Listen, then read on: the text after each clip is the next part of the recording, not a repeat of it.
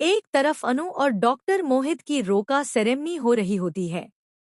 घर में रोशनी होती है, माहौल में खुशी होती है और हर तरफ रोका सेरेमनी की रस्में चल रही होती हैं। एक तरफ अनु और डॉक्टर मोहित की रोका सेरेमनी हो रही होती है और सभी लोग इस पल को खुशी खुशी मना रहे होते हैं। वहीं दूसरी तरफ आर्या को पता चलता है कि अनु आज ऑफिस इसलिए नहीं आई क्योंकि आज उसका रोका है। जैसे ही आर्या को यह बात पता चलती है कि अनु आज ऑफिस इसलिए नहीं आई क्योंकि आज उसका रोका है, आर्या को बेचैनी होने लगती है। आर्या का मन अशांत हो जाता है और उसे समझ नहीं आता कि वह क्या करे।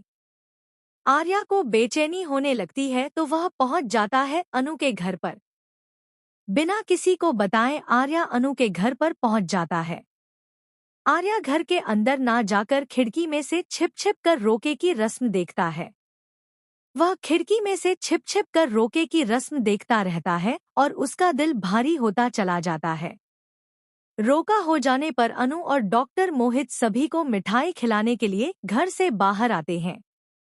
रोका हो जाने के बाद सभी को मिठाई खिलाने के लिए अनु और डॉक्टर मोहित घर से बाहर आते हैं। अनु सभी को मिठाई देती है और माहौल में खुशियां होती हैं। अनु आर्या को मिठाई देती है और आर्या मिठाई ले लेता है।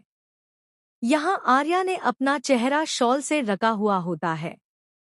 अनु आर्या को मिठाई देती है और आर्या बिना कुछ कहे मिठाई ले लेता है। यहाँ आर्या ने अपना चेहरा शॉल से ढका हुआ होता है ताकि कोई उसे पहचान न सके, पर अनु उसे देखकर समझ जाती है कि वह आर्या ही है।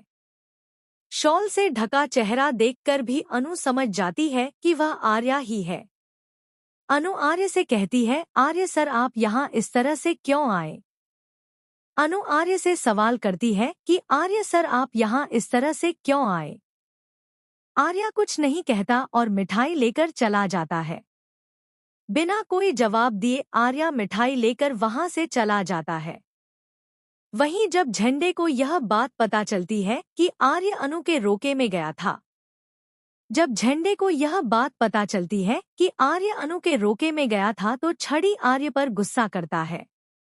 छड़ी आर्य पर गुस्सा करता है और उसे समझाता है। उसे समझाता है कि अब उसे अनु को भूल जाना चाहिए। उसे समझाया जाता है कि अब उसे अनु को भूल जाना चाहिए। उसका रुखा हो चुका है और कुछ ही दिनों में उसकी शादी भी हो जाएगी।